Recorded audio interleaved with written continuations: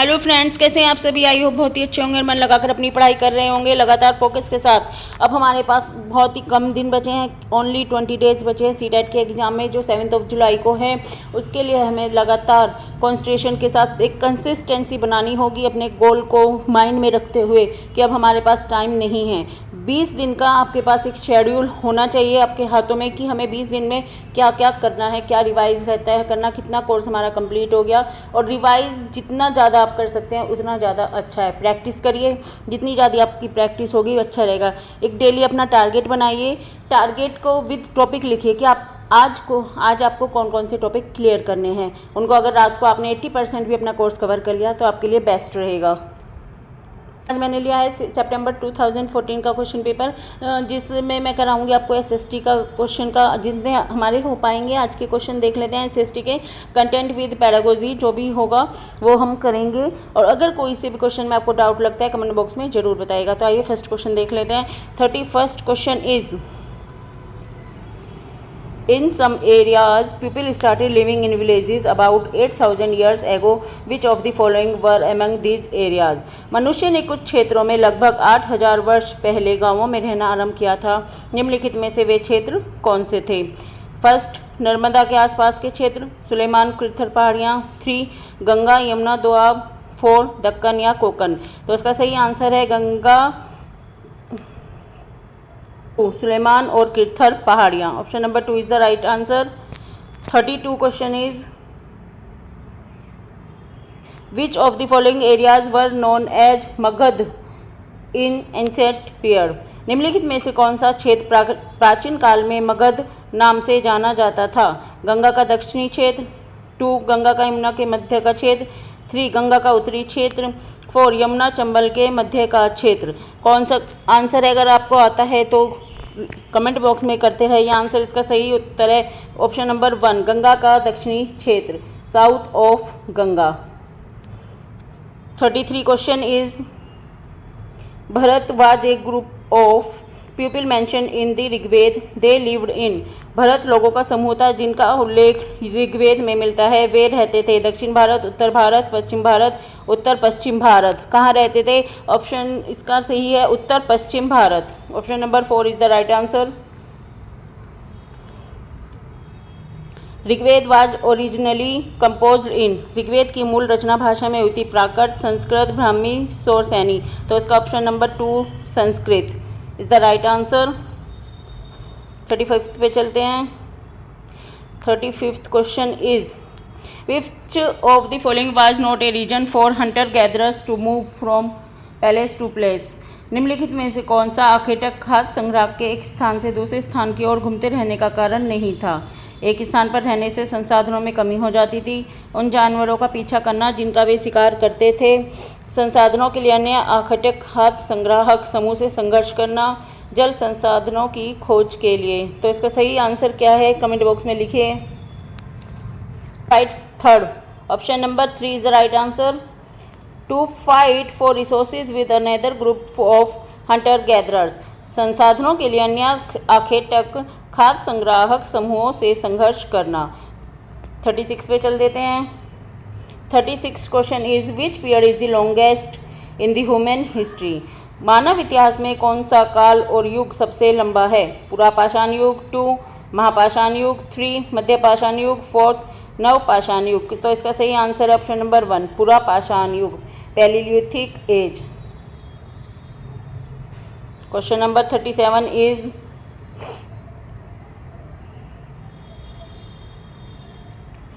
Ancient rock paintings have been found in dash में प्राचीन शैल चित्रकला मिली है?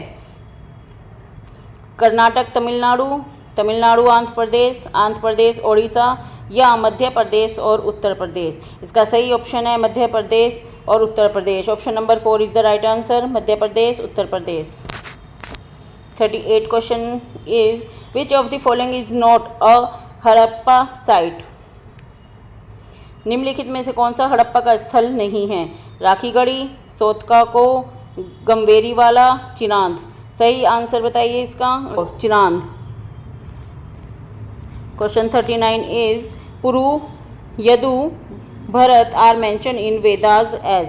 पुरु, यदु, भरत का वेदों में उल्लेख है? जन की तरह, राष्ट्र की तरह, राजन की तरह, दस्यु की तरह। Option number 1 is right answer, जन। पुरु, यदु, भरत का वेदों में जन की तरह उल्लेख किया गया है। Option number 1 is the right answer. 40 question number is Shafi Hanafi are. Shafi Hanafi हैं इस्लामी वास्तुकला शैलियाँ, सऊदी अरब में स्थान, न्याय के इस्लामी सिद्धांत, 2 इस्लामी शासक। इसका ऑप्शन नंबर 3 राइट आंसर है। इस्लामिक स्कूल्स ऑफ लॉ, न्याय के इस्लामी सिद्धांत। ये क्वेश्चन भी रिपीटेड है, बहुत ही इंपॉर्टेंट है, ये भी मार्क कीजिएगा। Option number 41 is Danti Durga who perform a ritual called Hiranyagarbha a. Danti Durga जिसने हिरण्यगर्भ नामक एक अनुष्ठान किया वह था चोल राजा, प्रतिहार प्रधान, राष्ट्रकूट प्रधान, पल्लव प्रधान। 4 Pallava. Option number 3 Rashtrakuta chief, Rashtrakuta प्रधान। इसका सही ऑप्शन है 3। 42 पे चल देते हैं। 42 question is who has written that Razia was more able and qualified than her brothers. यह किसने लिखा है कि रजिया अपने भाइयों से कहीं अधिक योग्य एंड और सक्षम थी? अलबरूनी, बदायूनी, मिनहाज ए सिराज या जियाउद्दीन बर्नी। तो इसका सही आंसर है option number 3 Minhaj A Siraj. Question 43 is in an inscription a Delhi Sultan is said to have been chosen by the god because he had the qualities like Moses and Solomon. Who was that Delhi Sultan? एक शिलालेख में कहा गया है कि दिल्ली के सुल्तान को खुदा के द्वारा चुना गया है क्योंकि उसमें मोसेस एंड सोलोमन जैसे गुण विद्वान हैं।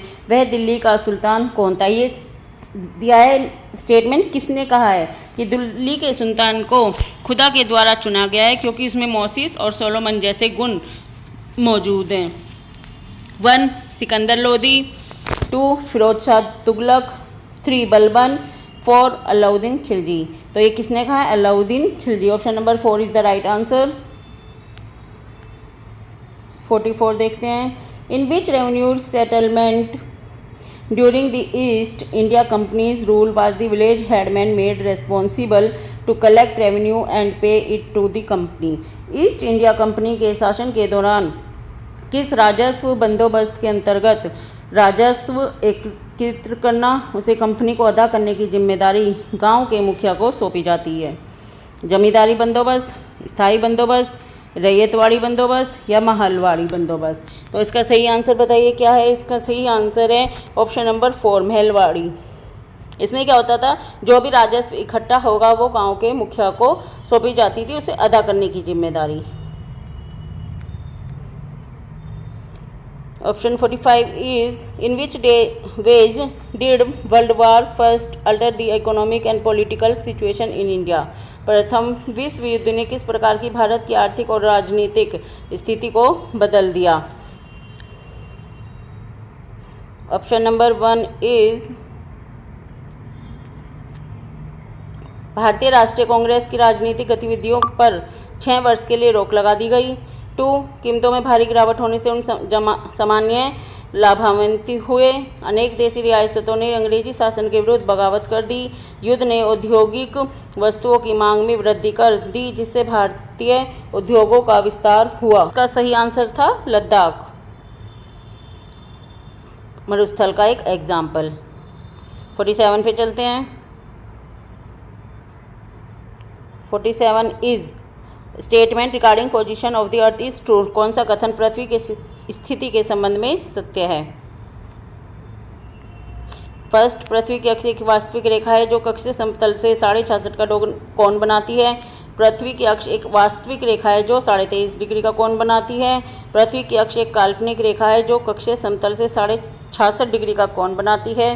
या पृथ्वी की अक्ष एक काल्पनिक रेखा है जो 23.5 डिग्री का कोण बनाती है। तो इसका सही आंसर है 3। पृथ्वी की अक्ष एक काल्पनिक रेखा है जो इसके कक्षीय समतल से 66.5 डिग्री का कोण बनाती है। Option number 3 the axis of the earth is an imaginary line that makes an angle of 66 degree with its orbital plane.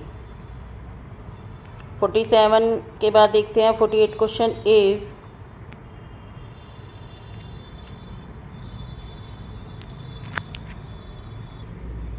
The circle of elimination is.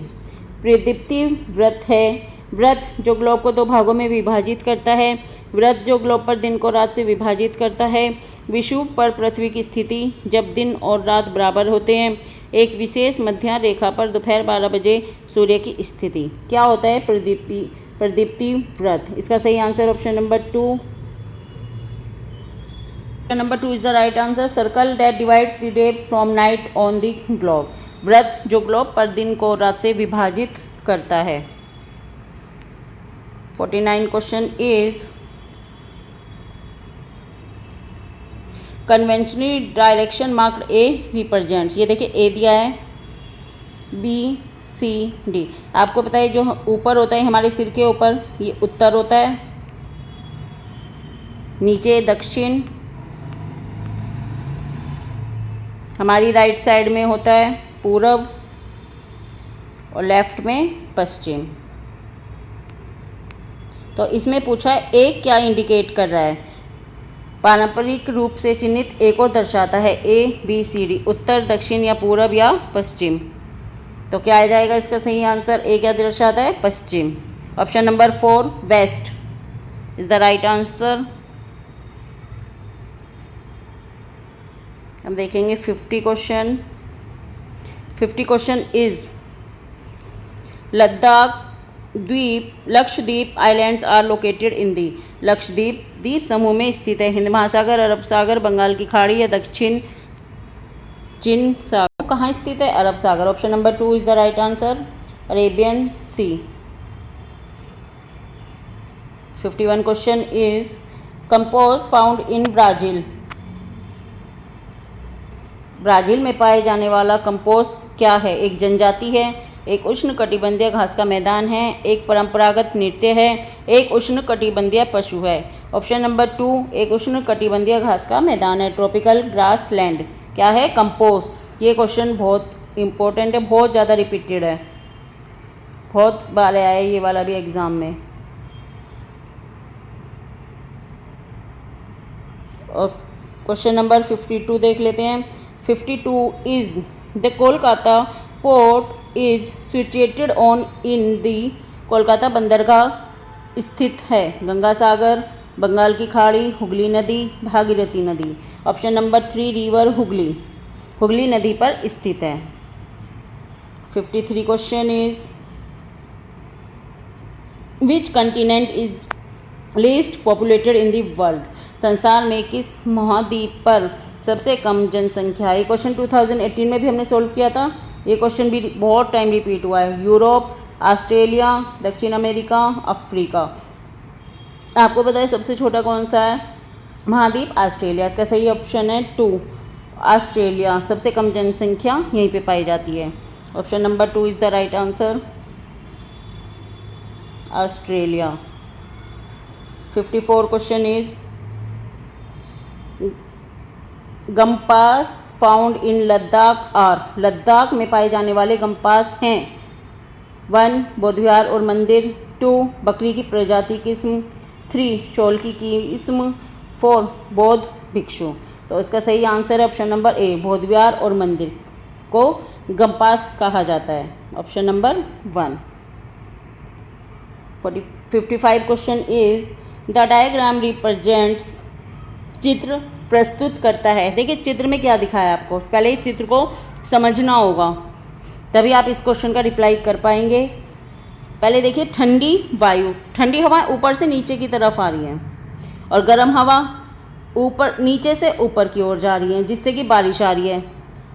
ठंडी वायु जब ऊपर से नीचे की ओर आ रही है जिससे कि बारिश आ रही है और गर्म हवा नीचे से ऊपर की ओर जा रही है, तो ये क्या दर्शाता है? ये दर्शाता है पर्वतीय वर्षा,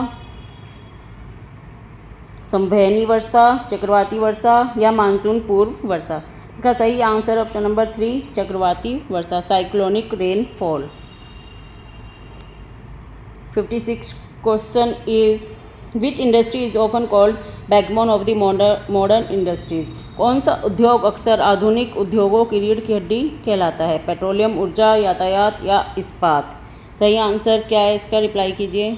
इसका सही आंसर है ऑप्शन नंबर 4, स्टील, इस्पात। इस्पात को आधुनिक उद्योगों की रीढ़ की हड्डी कहा जाता है, backbone of modern industries. Option number 4 is the right answer. 57 देख लेते हैं। 57 question is, in organic farming, organic खेती में 1 फसल की पैदावार में वृद्धि करने हेतु रासायनिक उर्वरकों का प्रयोग किया जाता है। 2 फसल की पैदावार बढ़ाने के लिए जीन्स में संशोधन किया जाता है। 3 प्राकृतिक खाद, कीटनाशकों, पेस्टिसाइड का प्रयोग किया जाता है। 4 भारत में केवल कपास के उत्पादन की अनुमति दी गई है। तो इसका सही आंसर क्या है? Number 3 natural manures and pesticide are use, प्राकृतिक खाद, कीटनाशकों, पेस्टिसाइड का प्रयोग किया जाता है। 58 question is, which of the one following is true with regard to food security? खाद्य सुरक्षा के संबंध में निम्नलिखित में से कौन सा सत्य है? खाद्य सुरक्षा तभी बनी रहती है जब सरकार अगले 5 वर्षों के लिए अनाज का सुरक्षित भंडार बनाए रखती है। सरकार अनाज का पर्याप्त भंडार बनाए रखने के लिए अनाज के स्थित निर्यात पर रोक लगा देती है। सरकार बेहतर सुरक्षित स्वास्थ्य के लिए ऑर्गेनिक खाद्यों के उत्पादन के लिए प्रोत्साहित करती है। या खाद्य सुरक्षा बनी रहती है जब सभी व्यक्तियों के लिए सभी समय पर्याप्त सुरक्षित पौष्टिक खाद्य पदार्थ की सुविधा उपलब्ध हो। तो इसका option number 4 is the right answer. Food security exists when all people at all time have access to sufficient, safe and nutritious food. 59 question पे आ जाते हैं। 59 question is, which one of the following is a popular eco friendly automobile fuel? निम्नलिखित में से कौन सा प्रसिद्ध पर्यावरण अनुकूल ऑटोमोबाइल ईंधन है? CNG, PNG, LPG, KG6। इसका सही आंसर है CNG। आपको पता है ये सबसे सस्ता ईंधन है CNG जो यूज़ होता है। आप कमेंट बॉक्स में CNG की फुल फॉर्म लिखिएगा कि CNG की फुल फॉर्म क्या है। आपको इसका जवाब मैं कल नेक्स्ट वीडियो में सेकंड पार्ट में रिप्लाई करूँगी। चलिए क्वेश्चन नंबर 60 को देखते हैं। Barometer is used to, barometer का प्रयोग होता है वर्षा को मापने के लिए, तापमान को मापने के लिए, वायुमंडलीय दाब को मापने के लिए या समुद्र के स्तर को मापने के लिए। इसका सही आंसर है वायुमंडलीय दाब को मापने के लिए। Option number 3 measure atmospheric pressure. ये आज के थोड़े छोटे हैं, कल हम पेडागोजी करेंगे। तो अभी 5 क्वेश्चन और करते हैं। 61 question is, the apostle of Christ saint Thomas is believed to have come in. ऐसा विश्वास किया जाता है कि ईसा का जो शिष्य थे सेंट थॉमस में आए। गोवा, कर्नाटक, तमिलनाडु या केरल? कहाँ से आए थे ईसा के जो शिष्य थे? Option number 4 Kerala. What is Julu?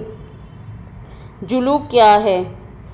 दक्षिण अफ्रीका की एक जनजाति, दक्षिण अफ्रीका की एक भाषा, दक्षिण अफ्रीका का राष्ट्रीय पशु या दक्षिण अफ्रीका का एक परंपरागत नृत्य? क्या है? 62 का सही आंसर है थर्ड ऑप्शन, सेकंड ऑप्शन। एक मिनट, सही आंसर है इसका second, a language of South Africa, दक्षिण अफ्रीका की एक भाषा। Option number 2 is the right answer. Zulu क्या है? दक्षिण अफ्रीका की एक भाषा।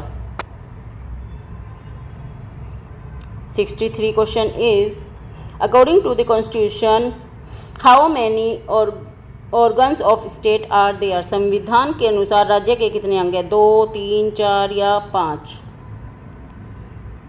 Option number 2 3। संविधान के अनुसार राज्य के कितने अंग हैं? 3। तो option number 2। 64 question is, federalism refers to. संघवाद से तात्पर्य है 1. देश में एक से ज़्यादा स्तर की सरकार का होना। 2. देश को चलाने के लिए राज्यों का संघ होना। 3. केवल केंद्रीय सरकार को कानून बनाने का अधिकार है। 4. न्यायपालिका देश में सर्वोच्च शक्ति है। तो इसका सही आंसर है देश में एक से ज़्यादा स्तर की सरकार का होना। Option number 1, existence of more than one level of government in the country. 65 question देख लेते हैं आज के लिए। Last question, if a politician in one state decide to not allow laborers from other state to work in his state, which fundamental right will be violated? एक राज्य में यदि एक राजनेता यह तय करता है कि उसके राज्य में दूसरे राज्य के कामगारों को कार्य करने के लिए अनुमति नहीं दी जाएगी, तो इससे कौन से मौलिक अधिकार का उल्लंघन होगा? समानता का अधिकार, स्वतंत्रता का अधिकार, शोषण के विरुद्ध अधिकार या संवैधानिक उपचारों का अधिकार। 65 का सही आंसर ऑप्शन नंबर 2, स्वतंत्रता का अधिकार, राइट टू फ्रीडम। तो आज फ्रेंड्स इतना ही। आज हमने 35 क्वेश्चन कर लिए हैं और जो हमारे 25 क्वेश्चन हैं वो हम कल करेंगे। पेडागोजी के ज़्यादातर रह गए, एनसीईआरटी के आज हो गए हैं। और स्वतंत्रता का अधिकार कौन से आर्टिकल में आता है ये आप कमेंट बॉक्स में बताइएगा। और सीएनजी की फुल फॉर्म, ये दोनों आंसर्स आपको कमेंट बॉक्स में करने हैं। इन दोनों का रिप्लाई मैं नेक्स्ट वीडियो में करूँगी। तो आज के लिए इतना ही। Thank you friends.